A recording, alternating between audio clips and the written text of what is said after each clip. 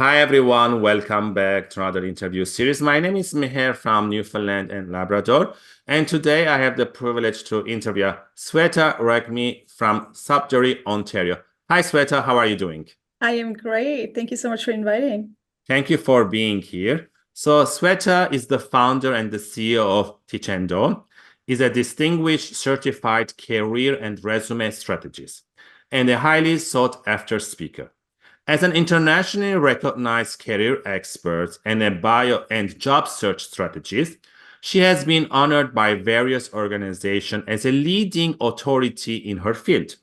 Sweta has earned worldwide acclaim for her proficiency in career advancement and personal branding.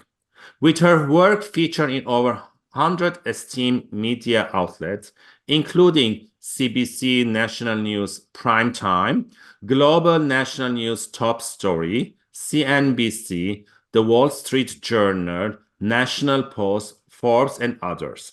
In 2024, she was awarded the prestigious Outstanding Career Leader Award by Career Profession of Canada. Congratulations, further establishing her as a pioneer in her industry. She is also the Amazon bestseller author of 21 Wrestling Resilient Woman and is committed to guiding ambitious immigrant professionals toward six-figure career clarity and boundless professional opportunities.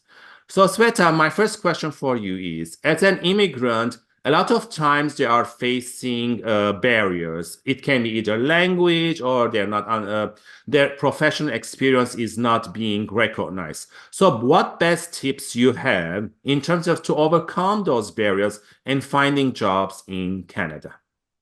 Absolutely. Great question there. So when it comes to immigrants, I think personally I can relate to that. Mhm. And immigrated to Canada so many years ago, but I still feel that I'm still a newcomer.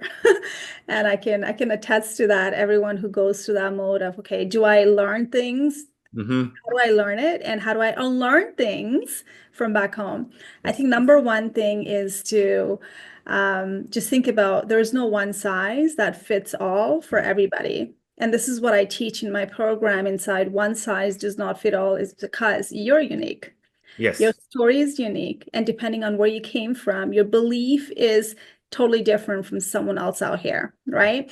So Yes. the first strategy would be not comparing yourself when somebody gets that job offer, right? That person must have gone through the same strategy, which is unlearning and learning new things, Yes. not to compare yourself. Where the person is coming from does not matter. What matters is Mhm. what are you going to do about it to fight back the biases and discrimination that could potentially is happening probably in a hiring world and you're not even aware of it. So let's fix that. You cannot control anyone's mindset. What you can control is what you think about yourself. Number one, as an immigrant, we all go through is self-doubt. So Yeah. the number two is feeling that it's okay. It's Mhm. okay to feel that. Validate it, right? Don't try to ignore it. Now, the second strategy on that one is how do you overcome that self-doubt?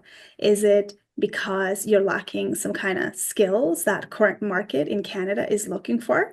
Are you able to upgrade it? Or do you already have that knowledge from back home and you're not able to articulate that in your resume and when it comes to interview, right? So the Yes. self-doubt comes in when you're lacking some kind of skills, you haven't done the work. So maybe it's time for you to have those information sessions and understand how the hiring worlds are trending and how they are hiring for the talent like you. Yeah. And the third thing, last one, is obviously getting that confidence is Mhm. going to be a battle for you when you move into the new country. Surround yourself with the people who do have success stories and they are going to cheerlead for you. Those are great tips. So what about I also faced when I came 12 years ago from Lebanon, oh, you don't have Canadian experience. So what is that Canadian experience in your opinion?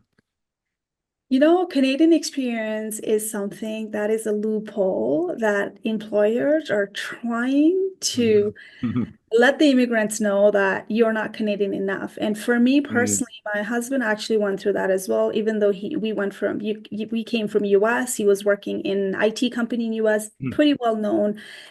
in IT world, what is Canadian experience? Like computer is computer, program is programming, right? So I think it was just the sometimes it's about apples working against that DEIB campaign where they don't understand the international talent because they've never been there.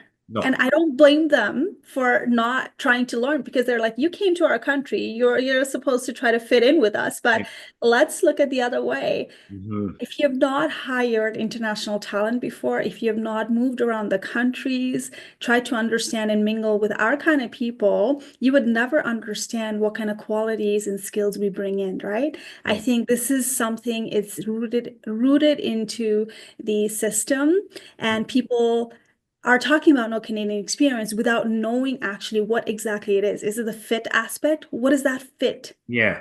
Yeah. That's like a loophole right there. You can just say you're not a fit, but define the fit for me, Yeah. right? Yeah. Put the KPIs in there. So I think I would like to say, unless it's regulated, Canadian experience is something that is all about integrating in the culture where people should be hiring for a cultural ad, not for a cultural fit. Then you're trying to look for people like you who sound like you Yeah. and who do not have any accent, right? So what are you trying to do?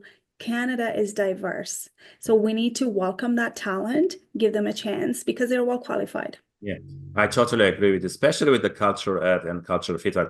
As if you're trying to hire diverse people, but I want mini me, right? So it's like kind of a doesn't resonate. And again, Canadian government is saying that come to Canada, we're all immigrants. But again, I feel that there is kind of a link missing with employers, or even if you mention that sometimes the recruiters are not equipped or they're not good enough to hire diverse people.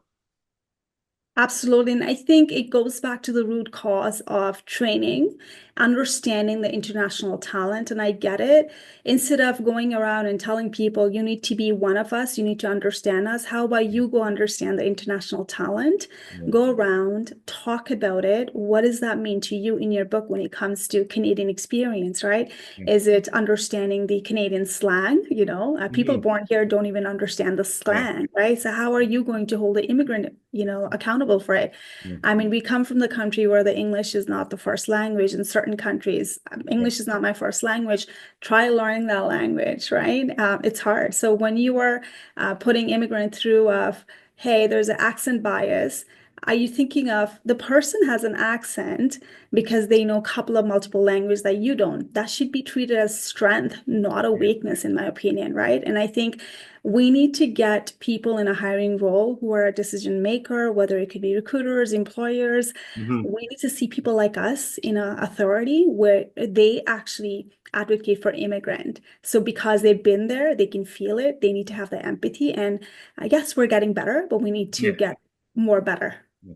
Thank you for that. So for the audience watching or listening for the first time, I'm going to ask Sweta a couple of questions and I'm going to post them on a daily basis, kind of a journey with us. So you can like, share, or put your comment. So tune in next time for another great question with Sweta.